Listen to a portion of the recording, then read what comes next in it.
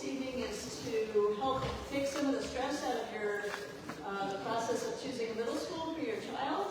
I'm going to give you a little bit of an overview, and then we'll have our parent panel come up, and they will be sharing their own perspectives as parents of current middle schoolers.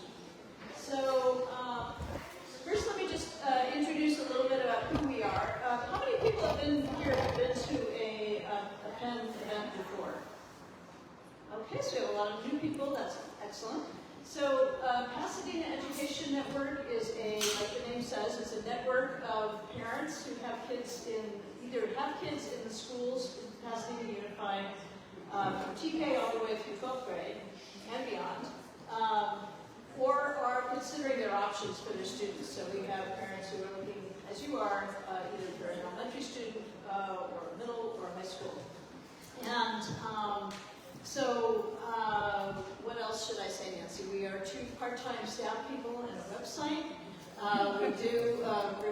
All of our programs are free, and all of our resources, our fact sheets, and our website resources, like the tour calendar, all of that is completely free to the community, so we do rely on donations. Do you want to add anything to that? Yes, we have a poker tournament coming November 7th. Anybody been to it before? No, nobody here? Okay, it's a great time.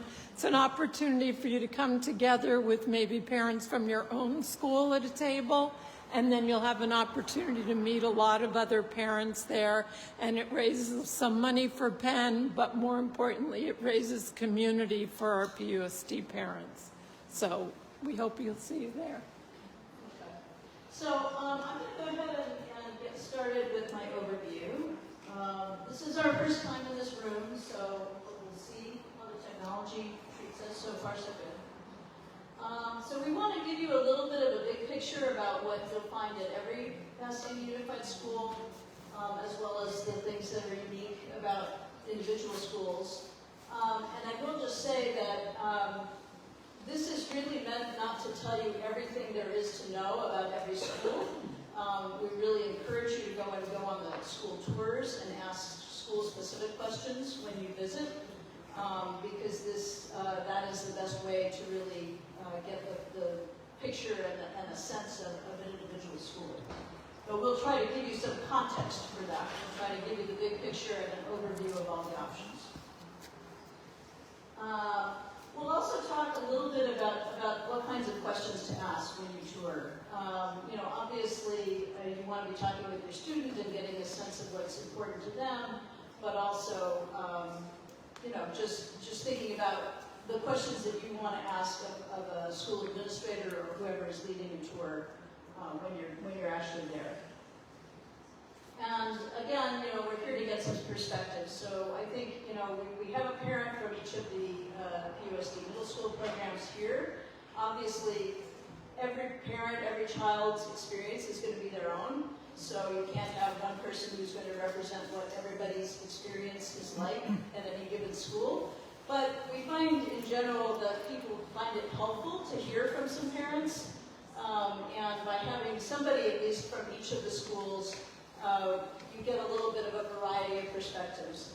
And I'll mention that on our website, one of the resources that we have is what we call our parent ambassadors. So sometimes you'll meet these folks on tours, and they are parents who have kids in school, but they're also listed with contact information on our website. So if you wanted to reach out and ask a follow-up question of a parent who has a child at that school, that's a resource for you. So, big overview of the options. This funny map is designed to give you an idea of kind of how the options are laid out. So we have a total of 6 middle school programs in the district. There are 3 that are standalone middle schools, and by that I mean they just serve the middle school grades 6 through 8. Those are Elliott Arts, Avia E. Butler, Magnet, and Sierra Madre Middle School. We have one school, the one we're in actually right now, which is McKinley, which is a K-8, so it has an elementary school and a middle school in one location. And then there are two 6-12 schools. So those are schools that go all the way from middle school through high school. So, and that's Blair and Marshall. So that's one way you can kind of think of the different options. You may also be looking, if you have a child who is in one of the dual language programs and you want to continue that, those programs do continue at middle and high school. The French program continues from Altadena Arts to Elliott Arts and then goes on to PHS. The Spanish program continues at 2 locations actually, both at Blair and at Octavia Butler. And the Mandarin program continues at Sierra Madre and then goes on to PHS. In addition to that, there are some other unique features, and we'll get to each of the schools in a moment.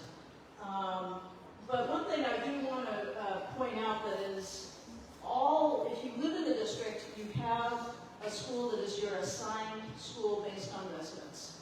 And you don't have to typically do anything special to go to that school, except to register. And in fact, if you are already a PUSD, if your student is already in Pasadena Unified, if you don't do anything else, their enrollment will essentially roll over to your neighborhood middle school. So you're all set.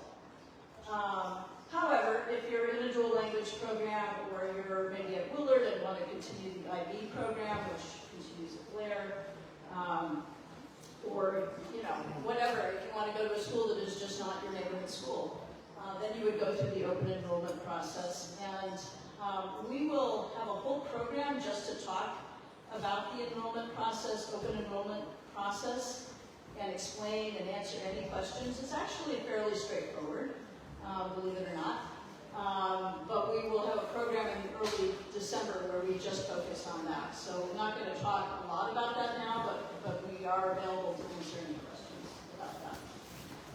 If anybody is thinking about continuing a program that you're in elementary school, so say a dual language program or the IB program, this is a period of time right now, actually not right now, what am I saying? It starts October 21st, it goes, 21st. It is the 21st, okay. I don't know. November 10th. And November 10th, thank you very much. So there is a period of time in the fall when you have the opportunity, or if you have an older sibling who is at a school that you want your younger child to attend, and they will be there next year as well, then you have this kind of priority registration opportunity in the fall. And if you choose that, then you're done. So if you're not sure if that's what you want to do and you want to wait for the general open enrollment period in January, you can do that. And if you're coming in from out of district for the first time to PUSD, then the open enrollment lottery period or application period follows right after the January open enrollment, the main open enrollment lottery in late January into early February. So that's kind of the short and sweet of how open enrollment works. So every PUSD middle school is going to cover the same core academic subjects. It is going to have an academic counselor. It is going to have access to College Access Plan's 9-week course, which is an exploration of college, career, and academic interests and personal interests. It has performing arts opportunities. It has coding and computer access. It has after-school sports via the LEARNS program. And then different schools may have different clubs and activities that they offer, and that's the kind of thing you can ask about during a tour. I will also, what's on the next slide? Every school does have follow a social emotional learning curriculum and lesson sequence that the district uses district-wide. There are special education, specialized academic instruction for students who have special needs but are in general education classes. If your child is in a extensive support needs program, those programs are available at Sierra Madre and Marshall. But if your child has an IEP, there will be a transitional IEP meeting elementary school. I think it's actually usually not the end, it's maybe March, April. But if you have any questions about where is a good placement for your, or a good fit for where your child will be served, that's something that you can check with your school's case carrier about and ask that question. Also, when you're touring, if there's something specific that you want to see, like a special education classroom or something, you should ask. When you get there or when you sign up for the tour, you know, that is a fair question. They probably have a tour route that they do, but if there's something in particular that you're interested in, let them know. What's the ESN program? Oh, ESN is Extensive Support Needs. It used to be called, I think the term that was used more generally before was special day classes. So typically moderate to severe special needs, and I am not a great expert on special needs, so we're trying to build that expertise. We have somebody on our board who has a child with special needs and is part of the Community Advisory Committee, so we're trying to kind of build out our roster of folks who could answer all the questions about that. So site-specific programs include dual language. I kind of mentioned that sequence already. International Baccalaureate program, which continues at Blair. There are magnet programs that continue the visual and performing arts and the STEAM magnet theme, but you don't have to do anything special to get into a magnet program. It's not like you have to test in or go through some special set of prerequisites to be in a magnet program. There is Math Academy, which is a very specialized program for students who are highly accelerated in math and ready basically to take on calculus while they're in middle school. It's a very small number of kids, to be honest. And so there is a math assessment that happens in the spring for all fifth graders, and that helps to determine placement for math classes in middle school. There's also, well, I'll come back to this in a minute, but there, I have if anybody has particular questions about Math Academy, I do have a handout in the back that I can share with you about that. And I just want to say that we will share our slides and any of the materials that we reference afterwards. That's why we collected your email addresses. We'll send out a follow-up, and we always post this information on our website under program materials as well.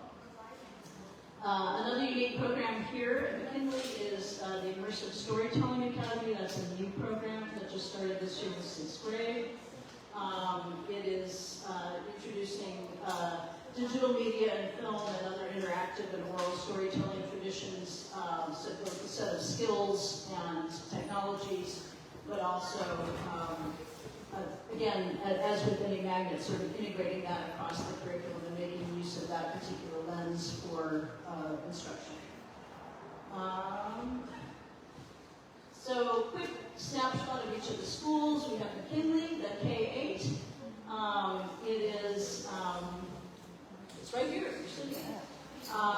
Yeah, so it has this Immersive Storytelling Academy. One of our, we have parents from each of these schools who can tell you a little bit more, so I'm just giving you the big picture.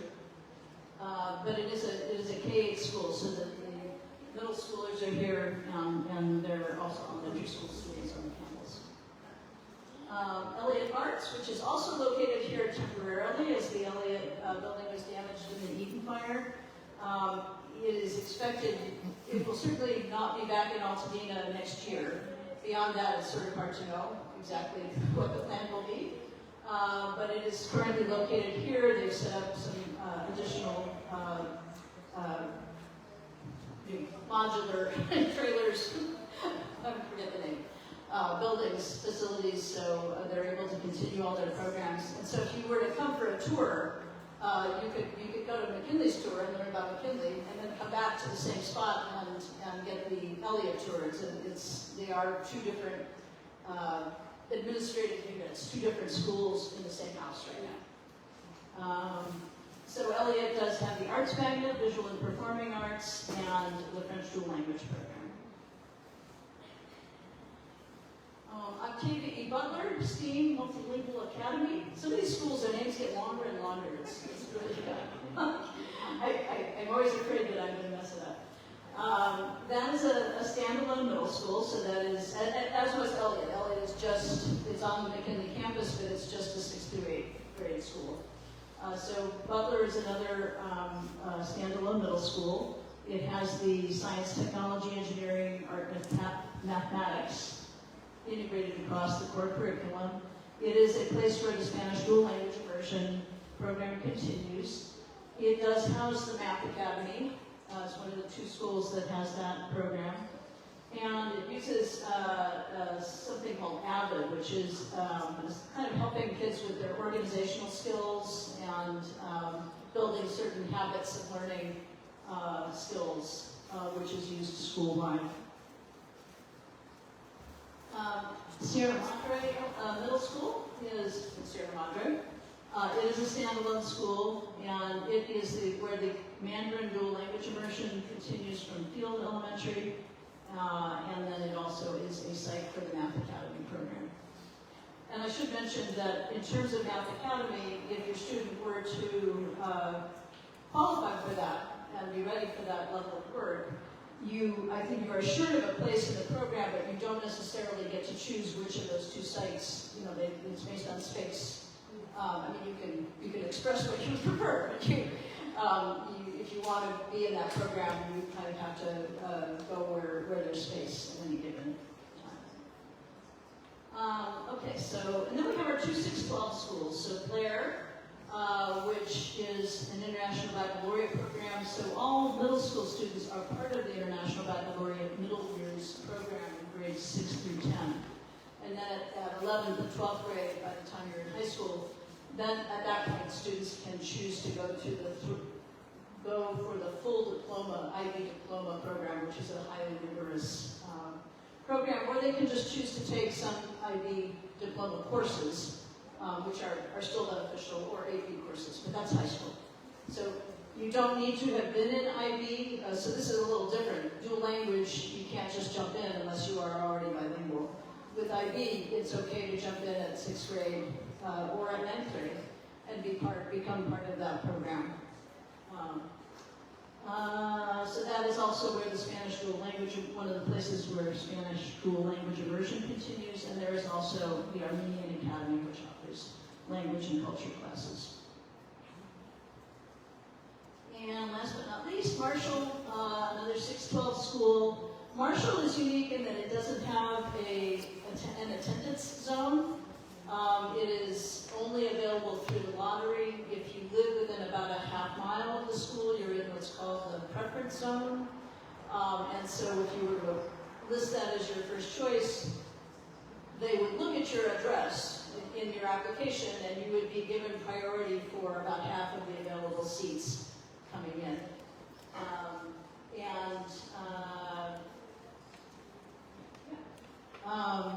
So that is a school, again, that goes from grades 6 through 12, and a lot of people come in at 6th grade, but a lot of people also come in later in high school, as is the case for Blair as well. Okay. So I said this before, but there really is no substitute for actually visiting schools and seeing them for yourselves. We have a calendar on our website that you can visit to see when the school tours are. A number of schools actually want you to sign up ahead of time for the tours. So instead of just looking at the calendar, it's always good to click on the link and read the details. And, just as you would for like, if you're going to the doctor's office, right? You want to prepare for your visit so you don't forget something in the moment. Talk to your student about what their interests are, what they're looking for at this point.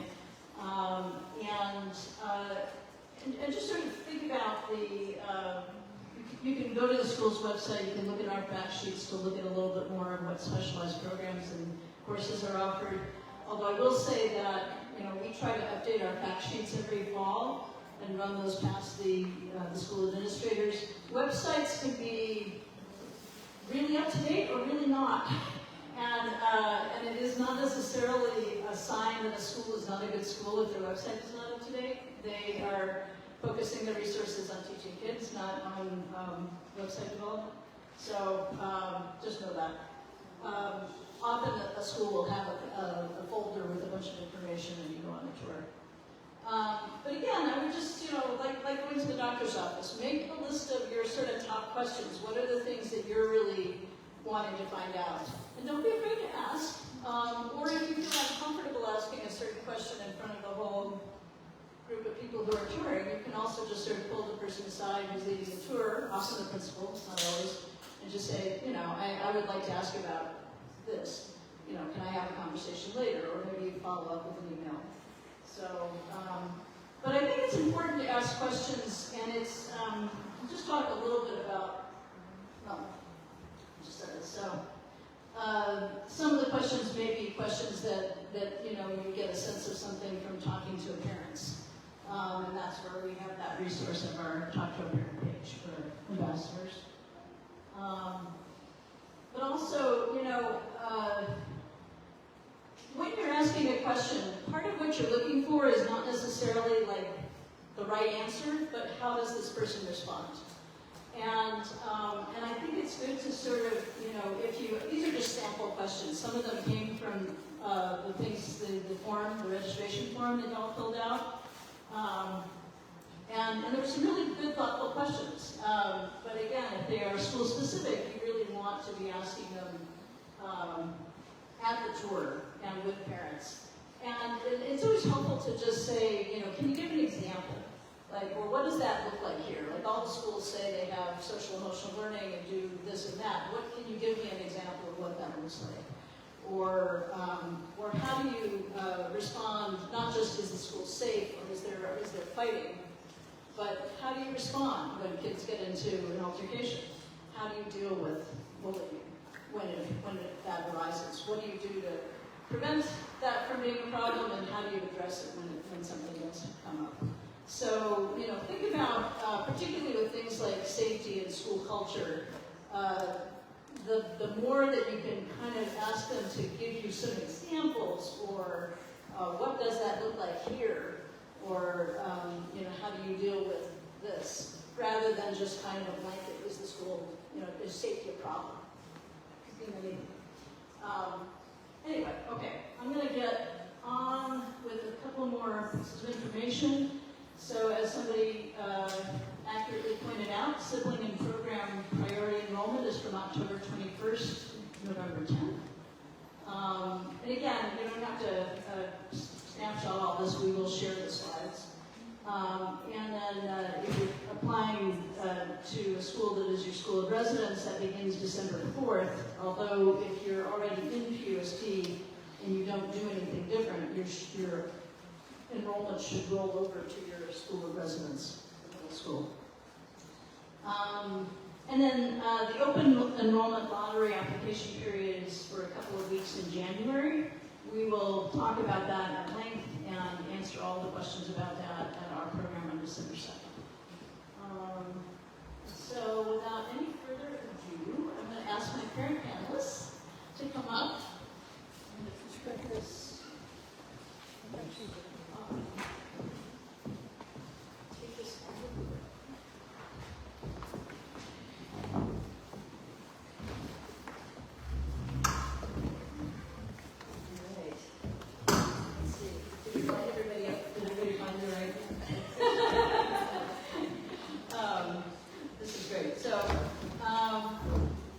So I am really pleased that we have parents here from every middle school program.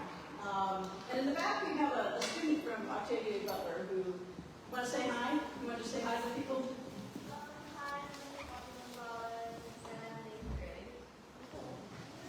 I'm And so if you have any, a lot of times on the tours you'll actually meet students as well as parents, and that's great because they can really tell you what their experience is like. So I'm going to ask each of you to briefly introduce yourselves, say just a little bit about how you came to choose the middle school that your child is in right now, and then I have a couple of broad questions that I've asked them to answer to start with, and then we'll open it up to your questions. So, Sean, want to start? Sure. Good evening, everybody.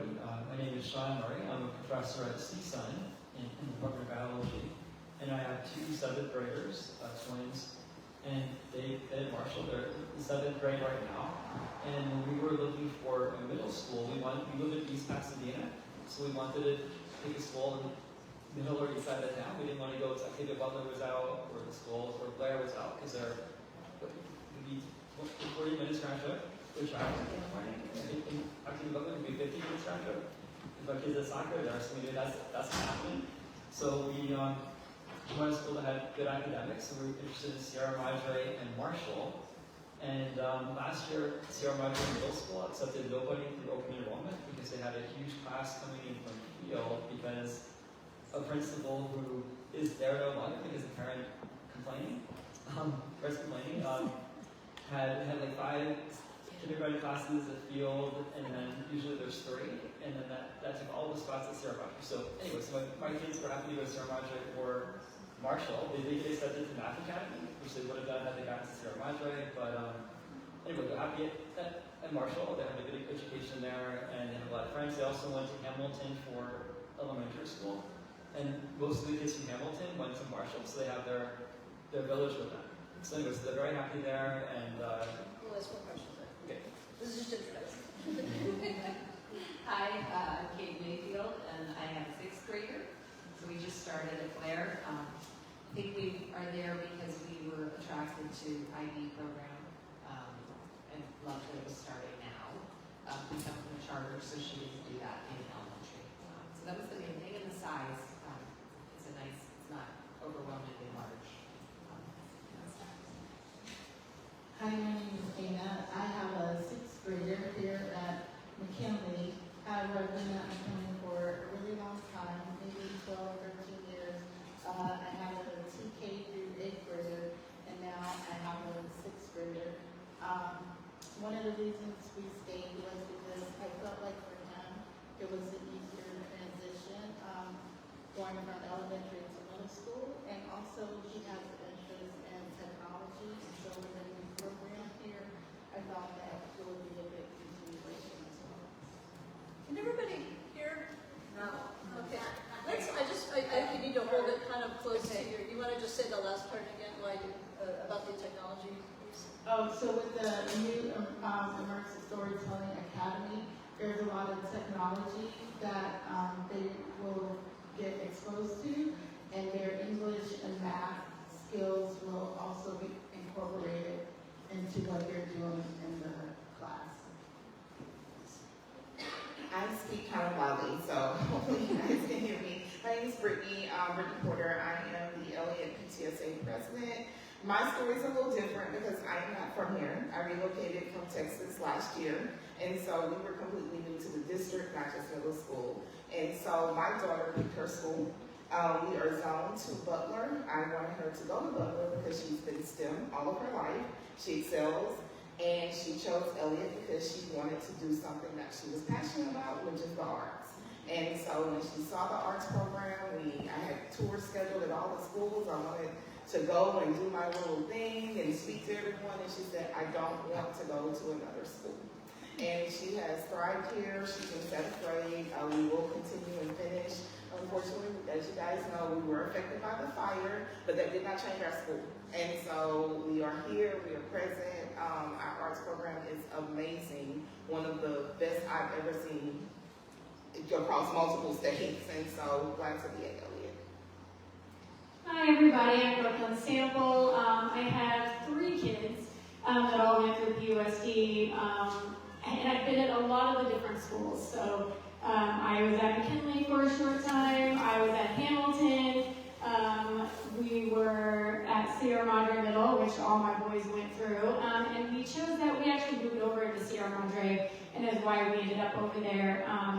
But I can say that each one of the middle schools, and honestly all the schools with PUSD, the ones that I've experienced, have something for everybody, right? And some kids, enjoy it and thrive and want to stay, and some, are like, well, let's try this one. So it is all about what your kid wants. And I think exactly touring and all of that is really important. But yeah, I've kind of been all over. So you can probably tap into any of that. Hello, you. Hi, my name is Leah Travis. I'm in PUSD parent. My eldest is a senior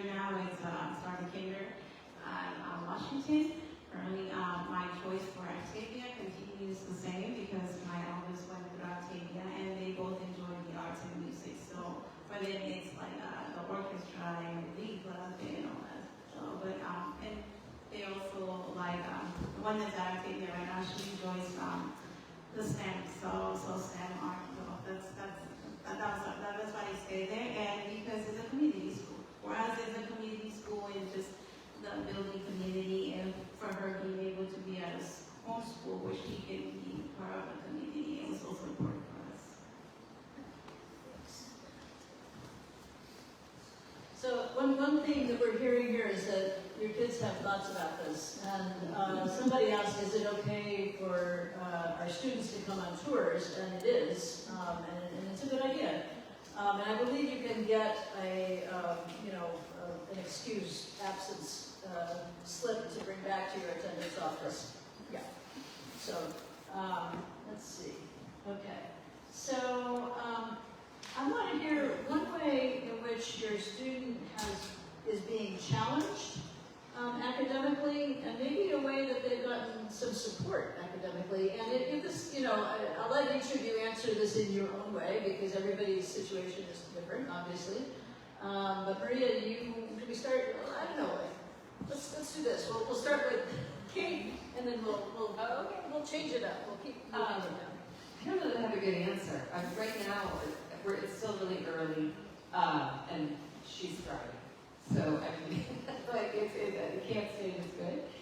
But right now, I'd say she's being challenged academically in all her courses, and I think that's partially the IB curriculum, which is set and was important to us when we came in, and there was sort of this guideline that everybody's following, but she's challenged and excited. So in a good way. So I can't, the teachers are there, they're supportive, but honestly, I don't know what you think. Here, I'll pass. Well, I kind of feel the same way. I don't know the specific answer. I mean, we're just still only a couple months into school. I know that in the ISA program, they are still getting the same core classes that they would get whether they were in or not in the ISA program. But ISA is the Immersive Storytelling Academy, okay? But also, because there's a lot of technology involved, there's gaming design, there's VR, I can't remember what the other one is, but they're being exposed to all of that technology, and that's something that we didn't have at McKinley before. We've always had robotics, so they still have robotics, and Mr. Brandon, who's been the robotics teacher, is also, there's a company called GRX that does the technology portion. So he's also getting trained every week.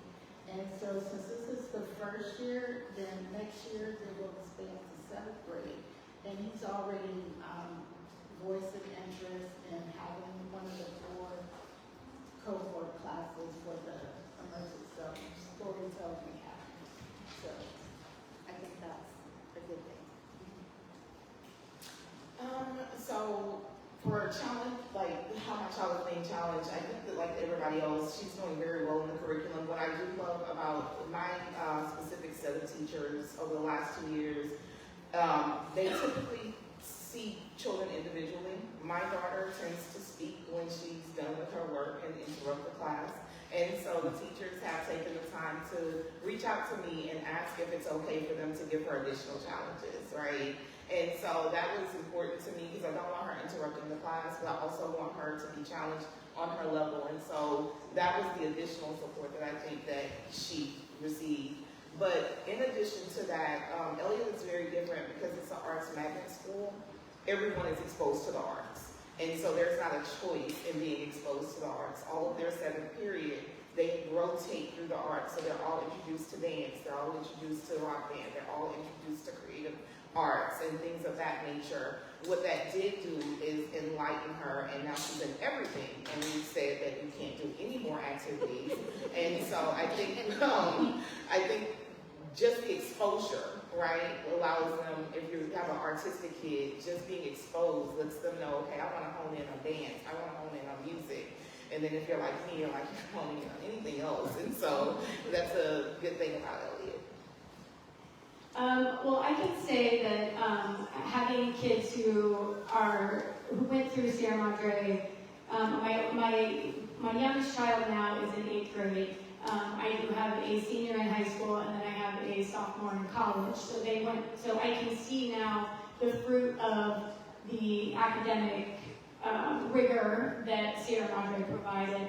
My older two kids do have IEPs, and so they did need that support in middle school especially. And I can tell you, just based off of academics, where there's a lot of project-based work, hands-on stuff where my kids learn very well with, they also had that special education support that at different schools you can see where there's strengths in that, and I can say for sure that Sierra Madre Middle School has a really strong support system with it. So academics, IEPs, if you have that going on, there's a lot of great support, as well as I know they do tutoring a couple of days a week. And in fact, if your grades are at a certain level, they not make you, but you know what I mean, like you need to come in and do these. Yeah, so I know that they do provide that. And then the teachers, they really find your kids where they are. And I appreciate that individuality. So all around for that for me is a plus. So for my child, I feel that she has been challenged, but at the same time, I feel that the school has been able to meet her at her level and being supportive of her. She started from COVID, so she was independent studies 3 years. So independent studies is bigger, but at the same time, it's not the same as being in the classroom. So she went from being able to write a 4-sentence essay to writing 5-paragraph essays and feeling that she's accomplished something because she's had a support system at school. She's always been, they've been offering tutoring for her, writing, math, and any other subject. So I feel that she has gone a long way from coming from COVID, starting 6th grade till now, and she is proud of it. And that's what makes us feel like she belongs, because she's happy to be at the school. The teachers are happy to support her, and there's that constant communication from the school to home to the children. So it's very, I feel that she's been challenged. She doesn't like to be challenged. But I feel that she's doing great at Arcadia.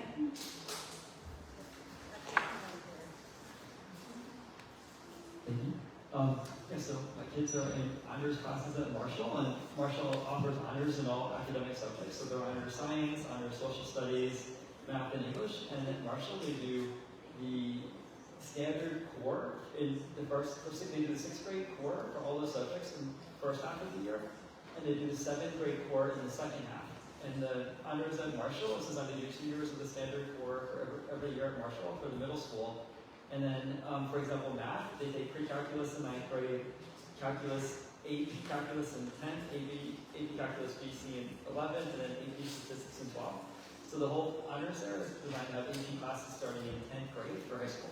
So the academics are very rigorous. My daughter is at 4.0, she's doing great, with a whole bunch of kids at 4.0 from the 6th grade class going to 7th grade. My son was just as smart as his sister, but he was also not as disciplined. Sometimes he wouldn't hand assignments in. The stuff he handed in, he did well, and the school teacher made a big deal about, letting you hand it in late, but there's a big grade penalty. They called us and said, hey, you gotta talk to your son. He hands stuff on time. And then this year he's handing everything on time because the 6th grade teacher made such a big deal about him missing some assignments in 6th grade. So they really give a lot of individual attention and involve the parents and have a lot of communication, which we really appreciated. Thanks. I just also want to mention, if for folks who haven't used this resource, there is a tutoring resource that is available called Paper, which is available for all grades, I think, in all PUSD students. So in addition to whatever tutoring or help, just seeking help from your teacher at the school, that is another resource that is available to students. So I'm going to ask, we'll have you start this time. This time I want to ask about sort of how you feel that your school, your child's school, addresses the social emotional well-being of the students. And you know, whether that's something specific that you've seen, if you can think of an example, that's great, but just that aspect of their life. I guess what I could say to that is starting in elementary schools, they have journals, wellness journals, where every day they have to write something about like what they're feeling as a way of like working through anything that may be bothering them. Also, all the teachers are trained with the Western Justice Society. Western Justice Center? Yeah. Center, yes. So that they can also help the kids and work through whatever issues that they may have, conflict resolution.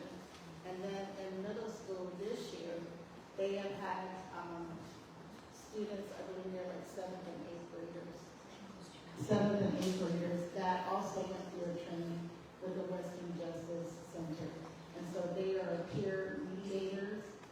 They try to help with conflict resolution, get the students to talk about anything that may be going on, and also how to support their fellow students. So I think the school is trying to really encourage like community and helping them to have a way to communicate what is going on. Because sometimes kids don't actually communicate well with their parents, they communicate better with their peers, and they're trying to also encourage the peers to, you know, go to whoever the mentors are to say, like, you know, Dana's having this problem or whatever, and maybe she needs some guidance or assistance. And then from there, they can contact the parents to let them know, like, what issues the kids may be having.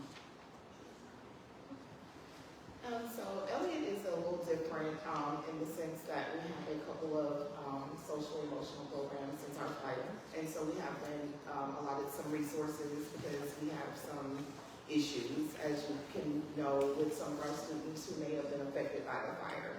And so we have 3 staff members, our guidance counselor, our community advocate, and just honestly our teachers. But we have 3 full-time staff members who are specifically handling everything for our social emotional needs. They have a lunch power hour where they're able to just go up and they can talk to one of the peer mediators, right? Or they can go directly to the community advocate and they can step aside and say, I'm having a bad day. Like, this is one of those times where I'm having a bad day.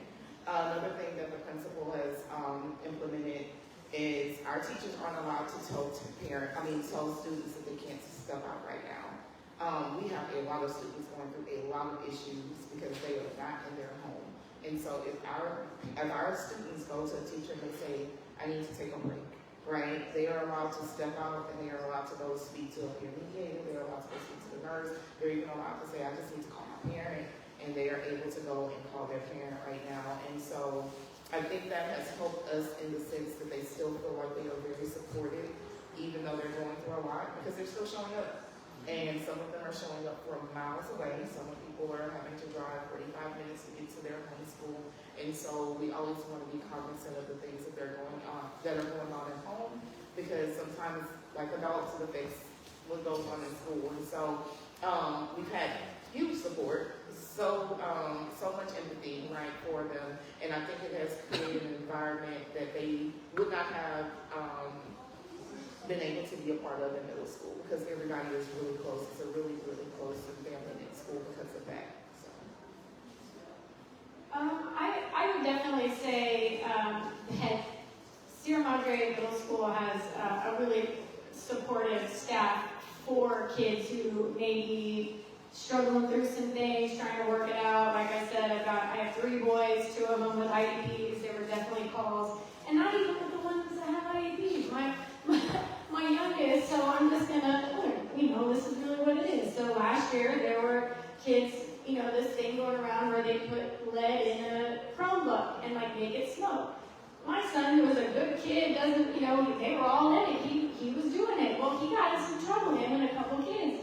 And the option for them was to either purchase the Chromebook, or this year they had to work in the library it's 3 days a week for like 45 minutes, and they were doing it during lunch, now they're coming after school and doing it.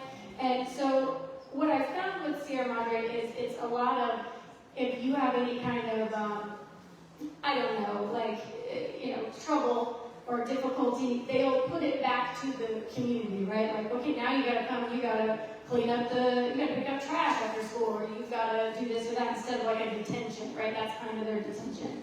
I know that with kids who may be struggling with social difficulties, I know my middle did, there were counseling services right away, and there were people in there that the teachers knew, everybody knew, and not that they had it pointed out in class, but there was definitely conversations, right? There was a lot of support for that. And even last year, I can't remember what it's called, but there's a circle of staff, and then there's also a parent advocate. I had the honor of sitting on that, and it was talking about how those interventions take place. Like, there's different tiers of intervention, and System of supports. Exactly.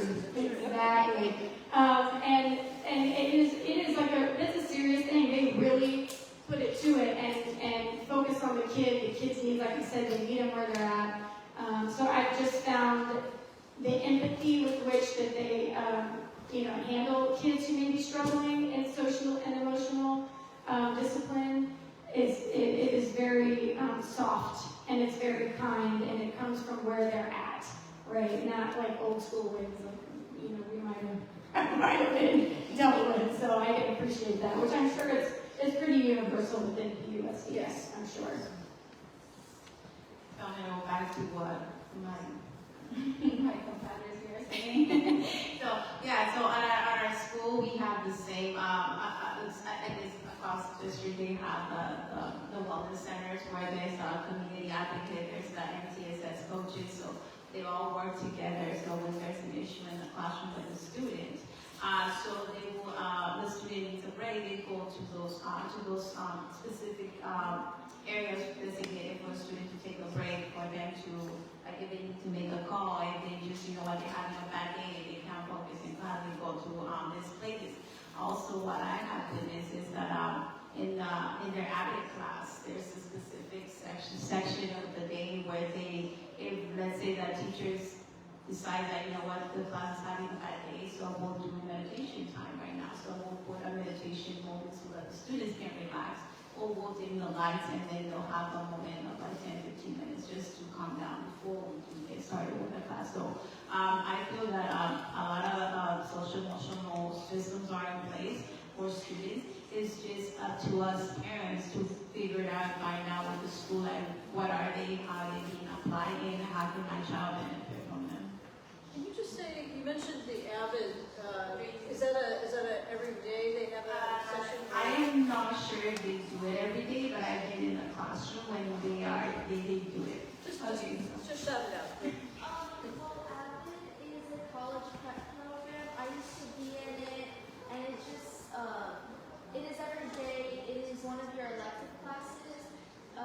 Unfortunately, if you are in the dual immersion program, you can't have that because dual immersion is during the day, and so is AVID.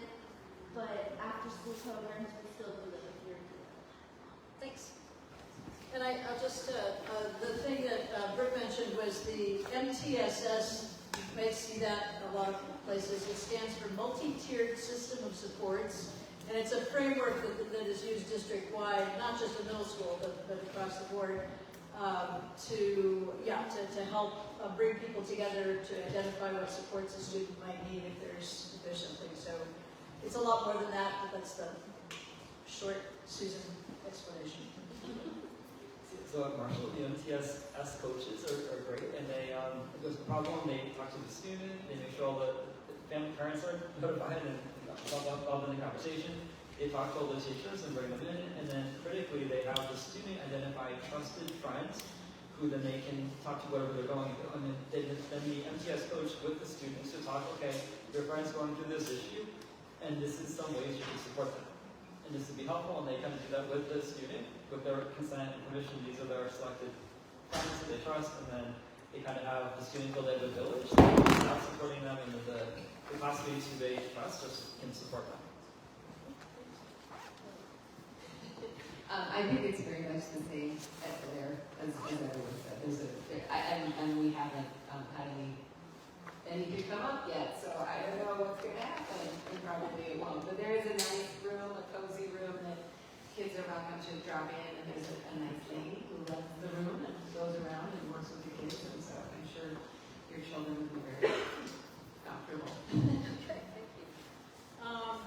So, my last question was just what's the strength of your school and what's a challenge, but I feel like we've kind of heard these things. So what I want to do with our last half hour is just open this up to your questions. And so just hands up. Oh my goodness. Okay, so there we go. 1, 2, 3, 4, 5. Are any of your children participating in the dual language continuation? And if so, can you speak about that experience? Do we have any dual language? We don't have any dual language kids here now. All right, so Need our own panel. I don't have it, but I can speak about the French julep if you want me to. And so French julep is really big. We have a very, very active French julep program. Super supportive parents. I think they're actually planning their, if I'm not mistaken, hopefully I'm not over speaking, she'll get on me tomorrow if she's watching this, but I think they are planning their first international trip for our French julep program, and so they've started fundraising. What I love about it is it's the subset of family, right? You have Elliot, right? And they've broken off into their little group, and it's really one of those things where they have started to encourage other kids to speak the language, so much so that now we offer a regular traditional French program as well. And so that starts next semester, if I'm not mistaken, that they had to go ahead and recruit an actual French teacher because the offerings were specific to the continuation program, right? And so here these kids are that have introduced it and the exposure, and so now we have a traditional French program. And thank you. Let me just ask, how many people do we have in the room right now who are in dual language in the elementary level? Oh, a lot. All right. So, how many of you are in Spanish? Kids are in Spanish, mostly all the same. Okay. So, what we might do is just put together, when we send out our information afterwards, we'll make sure to include some parents' contact information who have kids in the programs at Blair and OEB for you to follow up with. And I think there was some talk of doing a panel just for dual immersion, but I'll have to go back and see where that's at. Okay, I hope you remember who is next, because I don't. I think it might be you. Okay. We had 1, 2, 3, 4. So I toured Marshall today, and the class sizes are very big compared to where my son is currently at elementary school, which is part of LASD. How do you feel what your twins are doing in a much bigger class size? Because the classes look great, the teachers have complete control of the class with themselves really nicely. And also, how does that compare, how do the class sizes compare over all the different schools as well?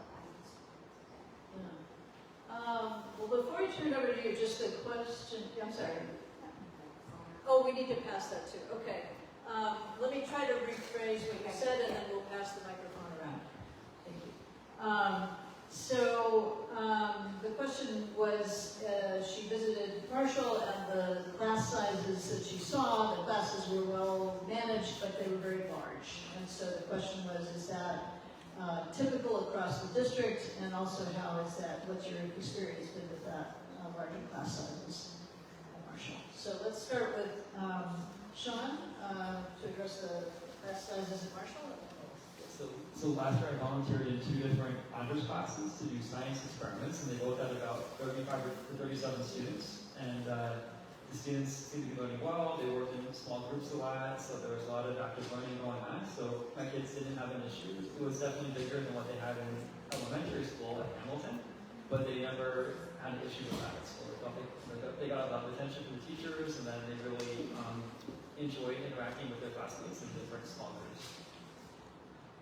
I think that we had, I'm trying to remember the numbers we got, the class sizes on average, I'm not going to yell. You remember? Okay. The class size average is around 32, but it will vary depending on the level of class. So PE classes will tend to be larger. Higher level classes may be smaller. But what I also understand from some of the teachers that I've spoken, well, some of the students I spoke to on a tour, is that what they told me is that their regular teachers who they have every day really know how to handle the larger classes. They try to take advantage a little bit when it comes to like an elective class that maybe they only have once a week.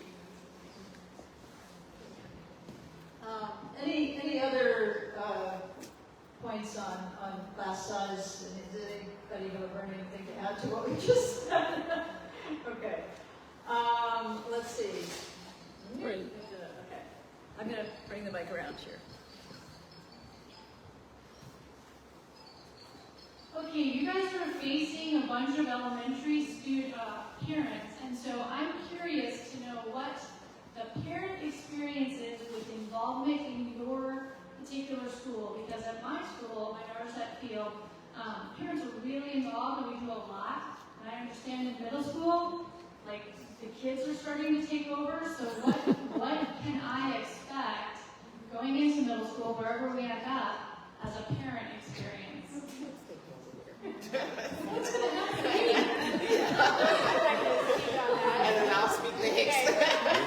I have to preface her responses by saying the other day, so my child who went to Elliott is now 25, and about a year ago I went into a restaurant and somebody who was helping at the cash register said, "Are you Molly's mom?" And she said, "I just remembered that you were on campus." So even though your kids don't necessarily want to have you hovering over them, they certainly don't want you hovering over them. It doesn't mean that your presence isn't appreciated by other kids. I'll speak for, I'm also PTSA president over at Sierra Madre Middle School, and I can tell you post-COVID too, it's definitely dwindled.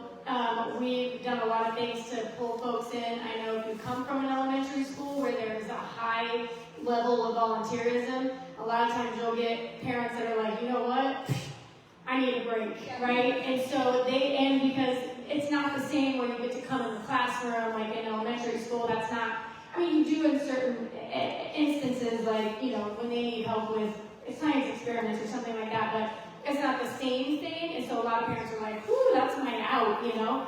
I would encourage you to just get involved. Look, you know, we have a ton of people from Field, and so all this, like the influx of the parents that have come in the last 2 years, I can say has definitely increased our volunteer enrollment, which has been incredible. We've got a great team, but I wouldn't let it deter you. I'd say get in there anyway and figure it out, because they need you. Whether the parent volunteers, the teachers, they need you where they can get you for sure. So my experience is a little different. They trapped me in 6th grade. I was trapped into Yes, so. I also said after 5th grade, I am bowing out, right? I am moving to California. I'm not doing PTSA. You see, that was not the truth. We have a lot of parent volunteers. We always need more. We have at least, and our class sizes are a little smaller, but we have at least 20 active parents who are active like all month, right? And so we've been super blessed. But we also have a very, very active PTSA. We have very, very active community advocates, and so parents are kind of up there and doing their thing. We have drama club and basically all these little small booster clubs. But that's because we're an art school. So, you know, like I said, I was telling you about the French Julep, I was telling you about the drama. We have cheer parents, like, you have all of these arts groups that have to get together for all of these activities. So we have a lot of parent volunteers. Your kid is not going to want you up there. Come anyway. Yeah. Okay. And let me tell you, they say that in the car, and then when you get there, they're like, you know, that's my mom. You're a student. I'm not your mom right now.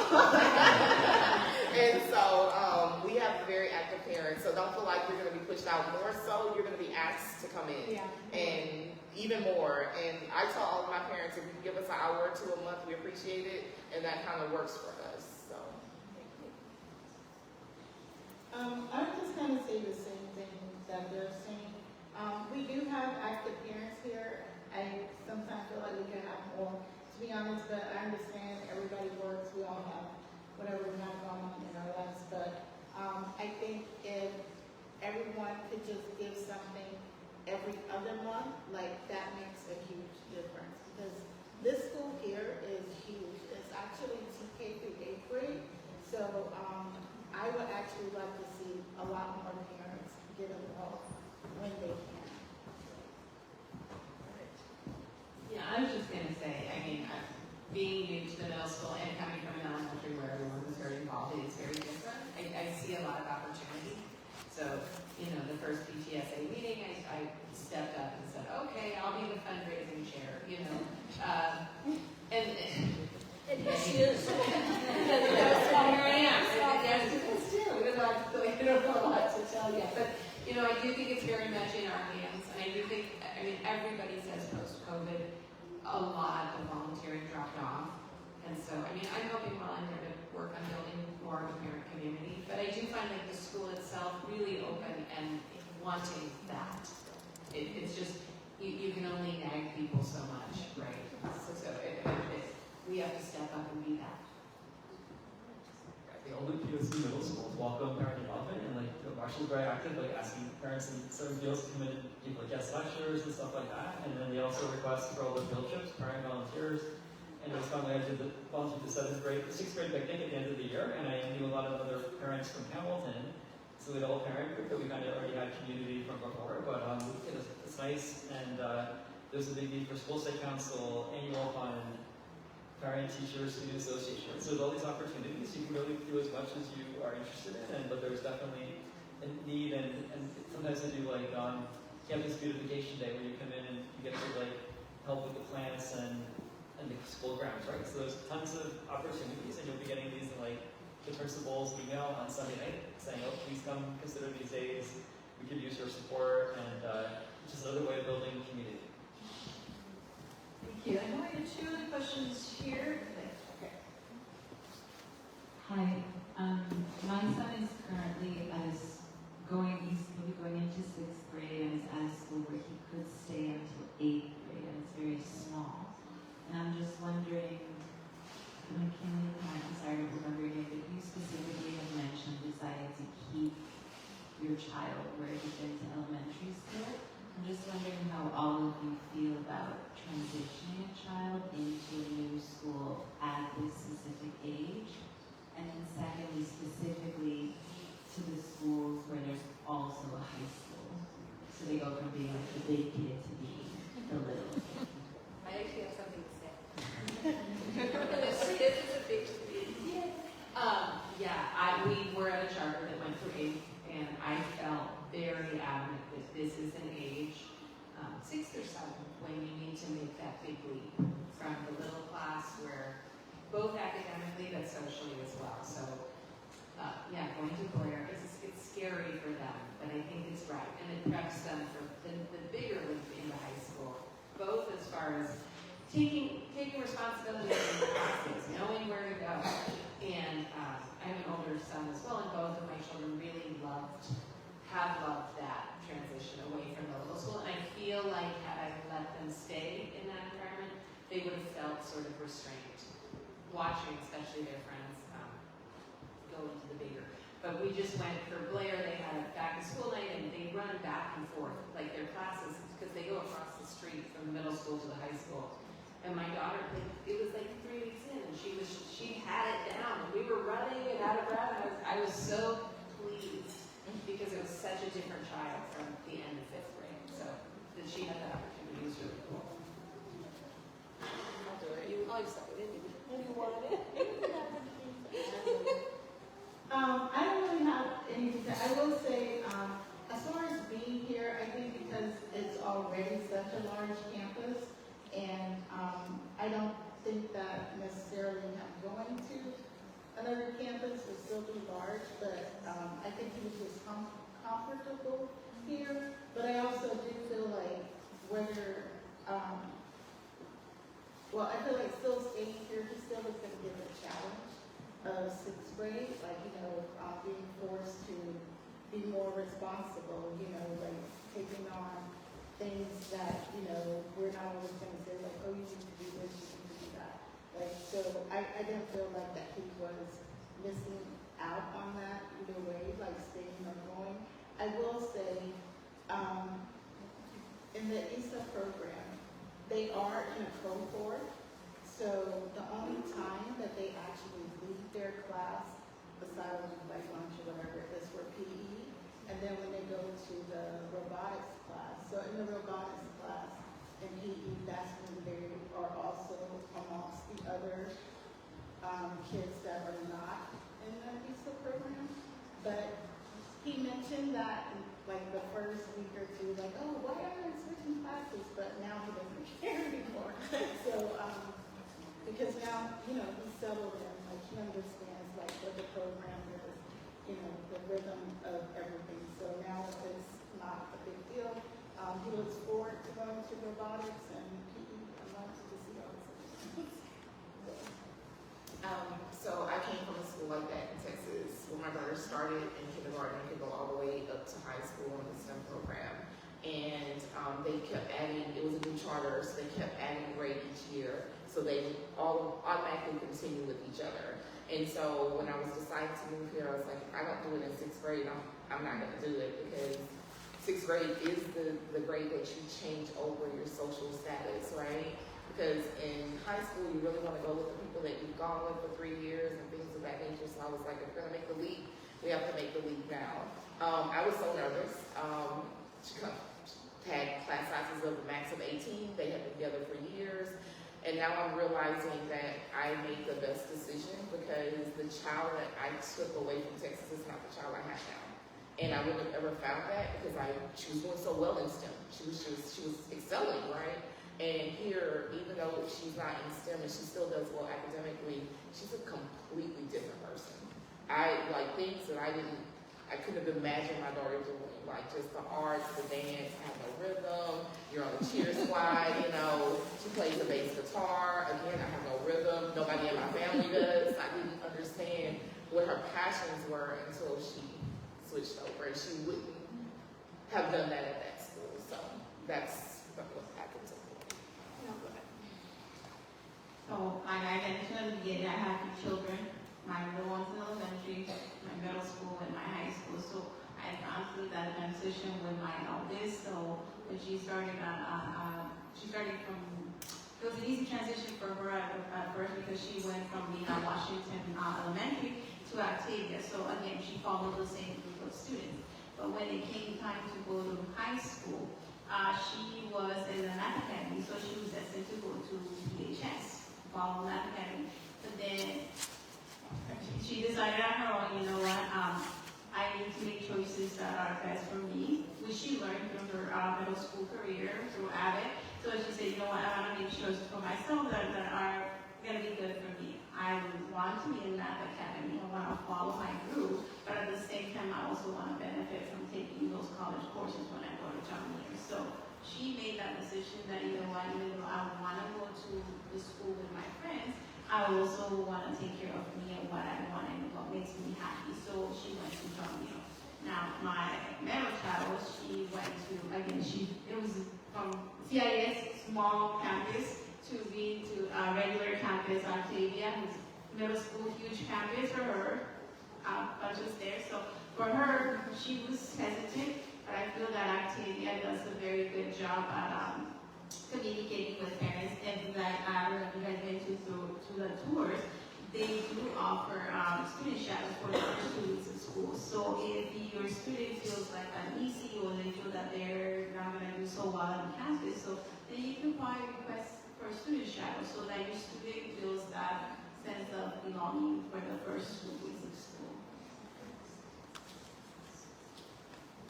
All right, Sean has something to add, and then we'll take the next question. So there's 2 advantages to starting 6th grade at especially at the middle school, high school. One would be Marshall, for example. One is academics. So the students who start 6th grade at Marshall, they do if they're honors, they can take the 6th grade, 7th grade for the whole year, and then they're able to take AP classes in 10th, 11th, and 12th grade. But if you were to enter the school at a later time, most middle schools don't offer honors in all subjects. It's like, I think most schools offer like honors in English and math, but they don't offer honors in science and social studies.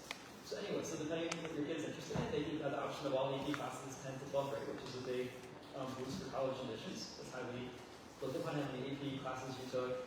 Because a big advantage, and then socially the other advantages, there's tons of these activities designed to facilitate community.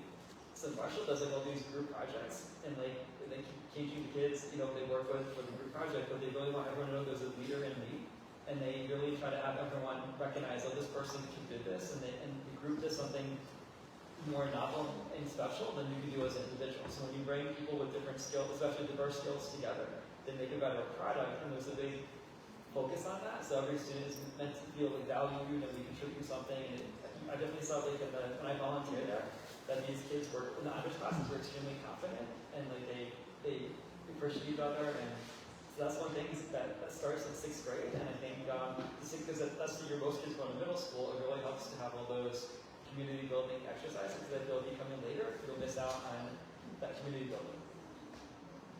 I will say, just in terms of what I've heard people say and my own experience as a parent, that the kids themselves, like my kid didn't know anybody when she started in her middle school.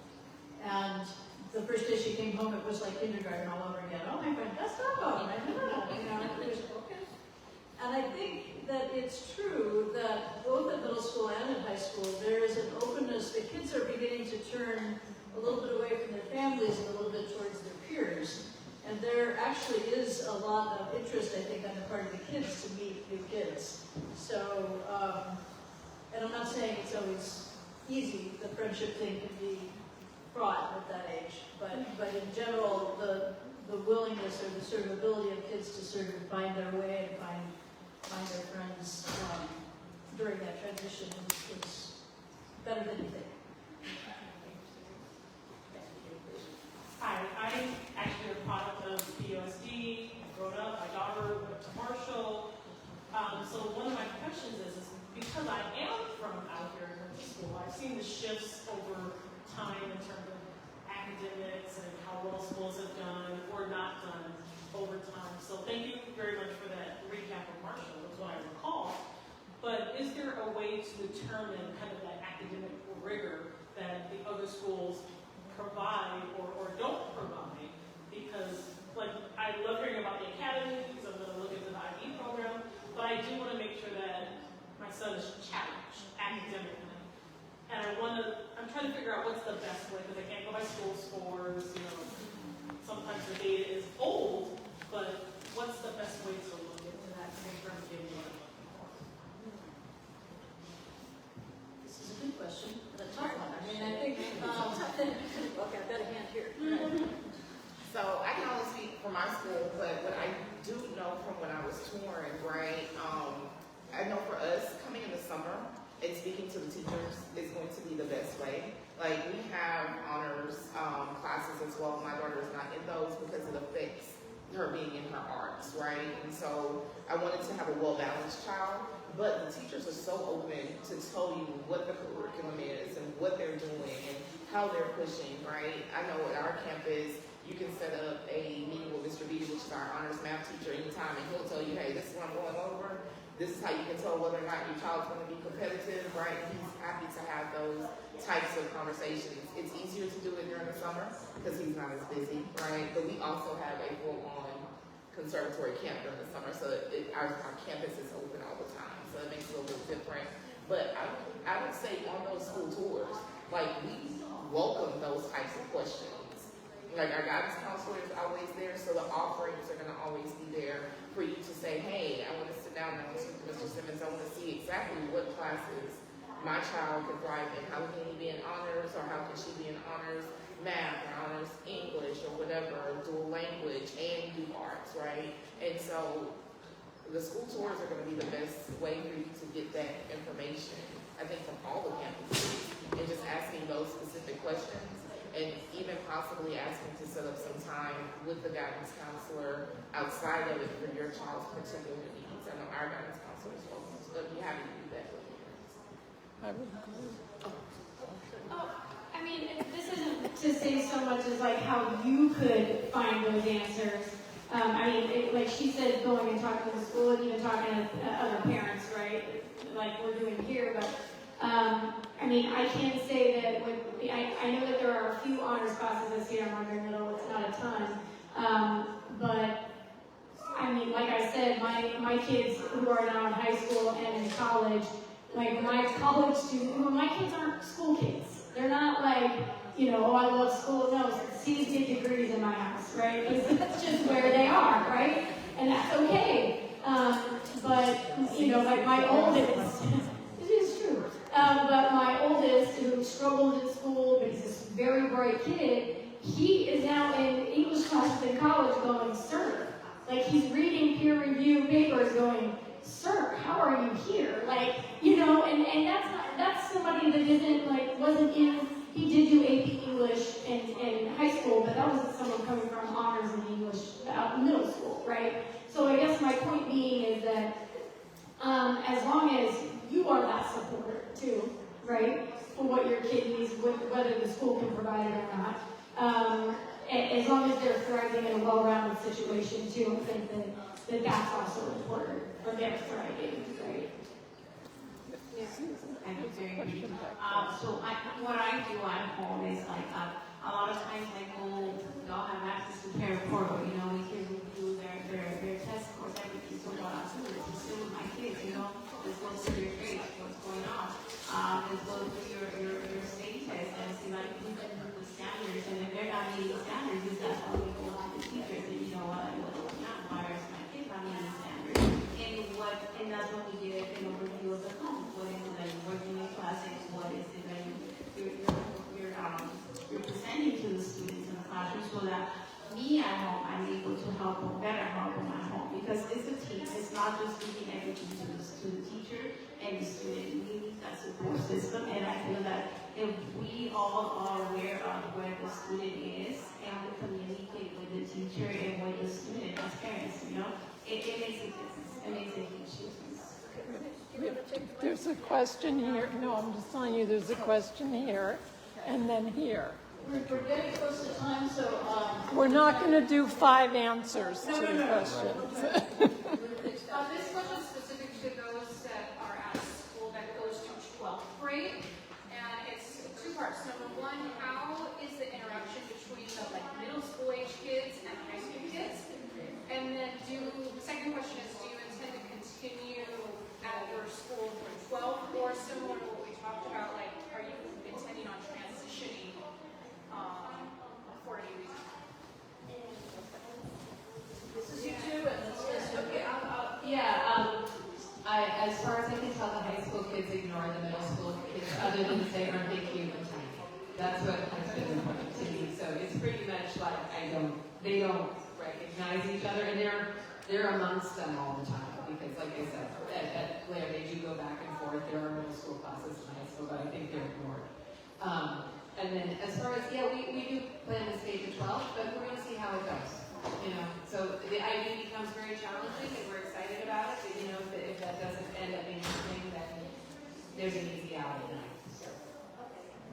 And same with Marshall, the high school kids don't really interact with the middle school kids.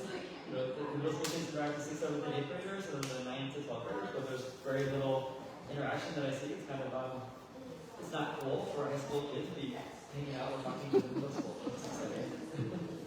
That's an issue that kids do find us at Marshall, because Marshall spends so much time building community with the middle school kids. Like, I think those kids want to say they built all these special relationships, and I think they want to continue with these students to cohort. They think they do in 6th grade, they say, we want you all to graduate. 6th grade teachers say, we want to go to your graduation. In 12th grade, they say, proud of you. There's kind of a lot of conversations like that that kind of, kind of make people look forward to going to school. There's a question here. Thank you. First of all, thank you everyone for coming here tonight and sharing your experience with us as we step into this edition. Big leap. I have 2 kids in rural immersion Spanish in elementary school, and also in there and also Cache Sierra Madre. Coming in here, I had 2 questions, and one has been already extensively answered, which is what you like about your school, how do you support your students, etc. Could you share your thoughts on what areas of opportunity you see in your schools and what we're doing differently? If you mind Just sharing. say the last part. What areas of opportunity, what things you would like to see done What things done they differently? need, challenges, what? Exactly. With your schools, especially with your students. All right, so this may be our last question that we have time for, but area of challenge and yeah. Challenge as in like. I feel like what you like to see done differently. I know that you just joined the school, I right? did just Which join maybe the school. You know, I can speak to the difference between the charter school, which is I think that there's high academic expectations, and I think for my sixth grader, that's new.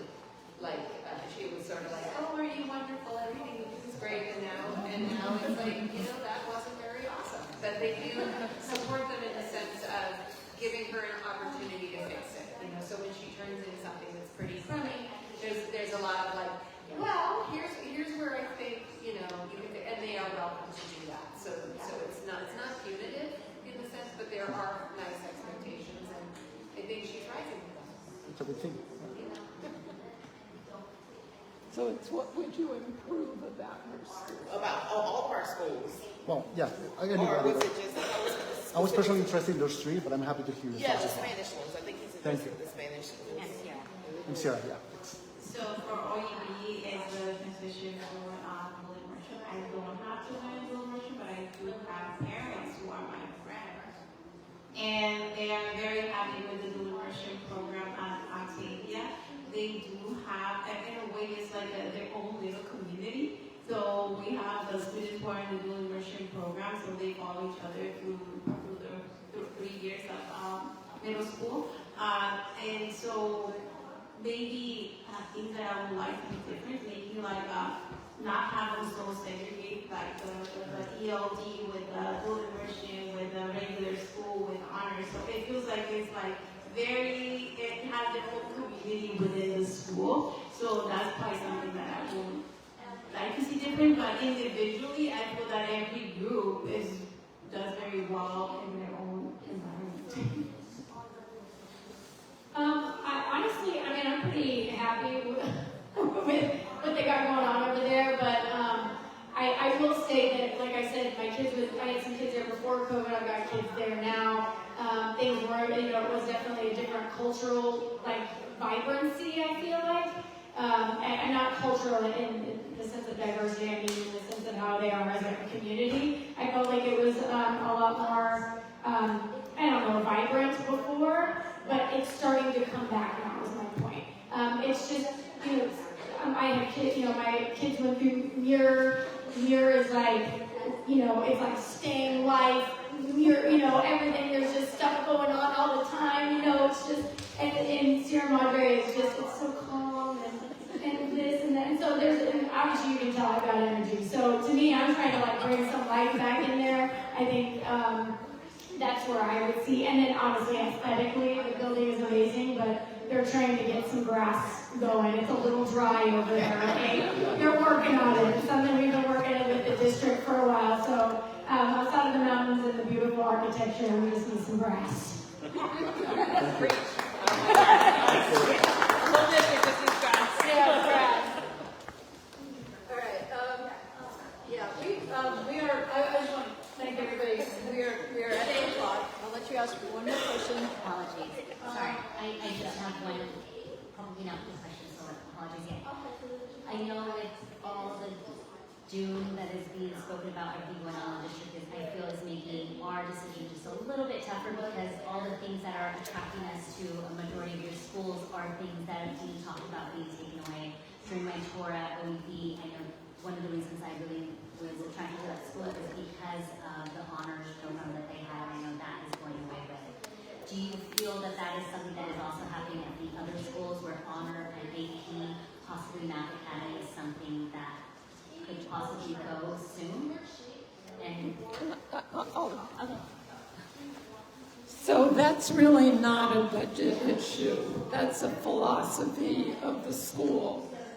Excuse me. A number of the middle schools are moving away from having honors classes.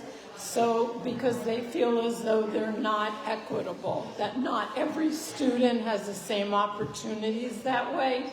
And so they're continuing to do honors math because that would be different work. You would actually be taking a different class. Or English, they'll have groups of students who will be paired with other students like themselves and do the workshop model. They'll be reading different books, they may get different work, so the higher achieving students will be able to still achieve at that level, but the classes will be more integrated so that all students have an opportunity to move up. And I think you can speak to which schools. Nancy, I think part of her question also was just the budget cuts and like what, and I know you're in a lot of those meetings. And, You know, just even with like Marshall, I know they don't offer So that. the budget cuts, I've been at the SBAC meetings, which is the Superintendent's Advisory Council. We don't know yet what this will look like, but there will be cuts.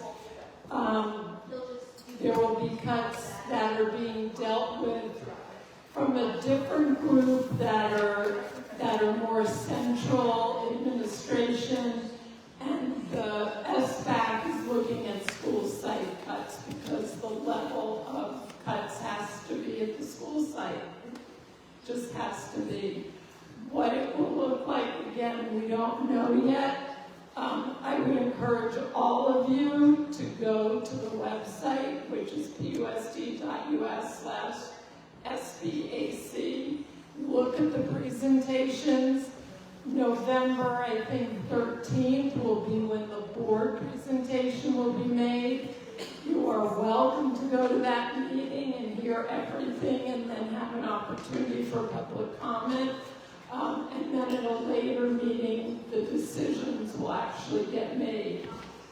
It's not going to be pretty, but hopefully it won't be devastating to the things that we all love that make PUSD so special. I just, as a parent who has been in the district over budget ups and downs over many years, and my kids are grown now, but I think it's important to remember that although there are some many amazing programs in this district, what really is at the core of what our kids learn and how they grow as students and as people is the people. And some people will come and go. Some people that you love may end up having to go away if budgets are cut. But when I say the people, I really mean the community. And I mean and that has not changed that much. I mean, it changes, over time. But I think the sort of heart of the schools is not going to be fundamentally different in that sense. And I'll say what I say to the preschool families, it's not so much which school you wind up at as how you go that journey with your kid and with your community, right? And with that, I'm going to end this program. Oh, we have another question. Listen, some of us can stay and be here to have some more conversations, but I want to give our prayer panelists at least a chance to go home and thank them for having come.